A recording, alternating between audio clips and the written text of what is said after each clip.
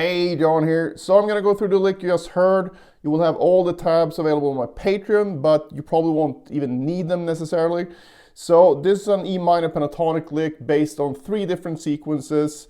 And I also have these sequences in my book, Pentatonic Picking Power. So this is kind of how I put together pentatonic licks, basically learning a lot of sequences, working on the picking mechanics, and then you can put them together pretty much however you want. So this is just one example of that. The book doesn't contain any licks per se though, it's more the mechanics behind it and different sequences. So it's kind of up to you to use those building blocks to build your own licks. But I think that's more fun than just learning someone else's licks. The first sequence here is what I call the Nuno Bettencourt sequence, for the simple reason that's where I got it from way back in the day. It's from the 3 Sides to Every Story album, and I think it's the Rest in Peace song. I'm not completely sure, but it's definitely something that I learned from Nuno Bettencourt's playing. And we start here in the E minor standard position. Alright, so the Nuno Bettencourt sequence goes like this. That's basically the whole thing. And then I just repeat that on each string group. So I'm going from the E string, skipping over the A string to the D string, and then back to the A string.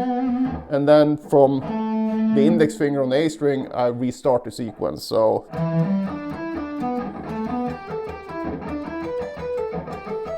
basically this.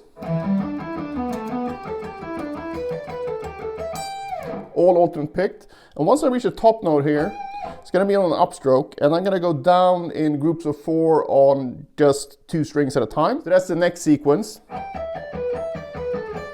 So I'm basically just going down 4 notes, moving down to the next position, and once I'm here, I'm just going down this shape, so what I call shape 4 of the minor pentatonic, down to the root note here. So from the beginning,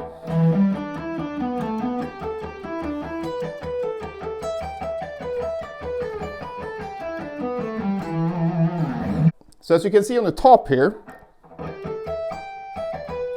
I need to do this descending 4 starting with an upstroke, and I think a lot of people tend to only practice that starting with a downstroke, and only practicing alternate picking things in particular in only one way is going to lead you into some big problems potentially, because you can't always choose whatever pick stroke you want to use, even if it's a familiar sequence, because this sequence is, nothing fancy.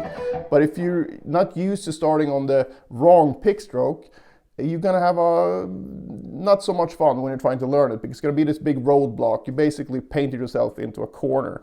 So by working on things systematically, starting on a downstroke, starting on every potential note in a particular loop, well, what I call a loop is this. So starting on the next note, next one. So basically get 4 variations, and also doing that starting with an upstroke. That's really gonna set you free when it comes to building these longer lines. And when I say building, you will also be able to improvise longer lines eventually. But at first, it's good to learn as many sequences as you can, and then work on connecting them in whatever way you see fit. So that was the whole idea behind the Pentatonic Picking Power book, because I basically go through exactly the same thing that I used to do to get my picking able to handle these 2 note per string shapes, which is kind of a different feel than 3 note per string. So it takes kind of a lot of practice to get this down. So it's not a magic fix, but at least in the book you have a daily workout, and if you follow that and really focus on accuracy, and you keep doing that consistently, you will see a massive improvement in your ability to pick pretty much anything when it comes to the pentatonic scale based on these 2 note per string patterns.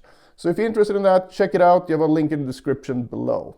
Now learn this lick as is, but then try starting it on every point of the pentatonic scale. So basically we have 5 starting points if we want to keep all the fingerings the same, right? So we start on the root note here, but if you start on the next note in the E minor scale, that would be G here. So then you would go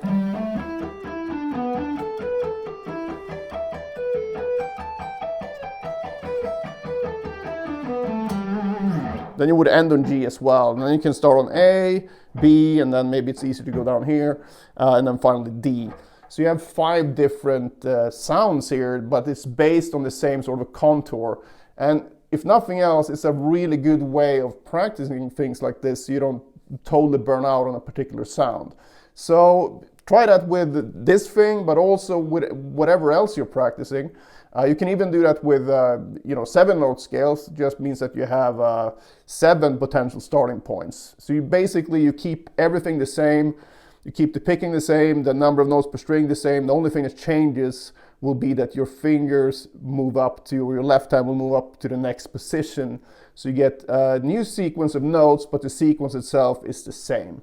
So hopefully that's clear, but that's a really good thing to do for any type of technique practice. And also you'll learn the neck so much better doing that.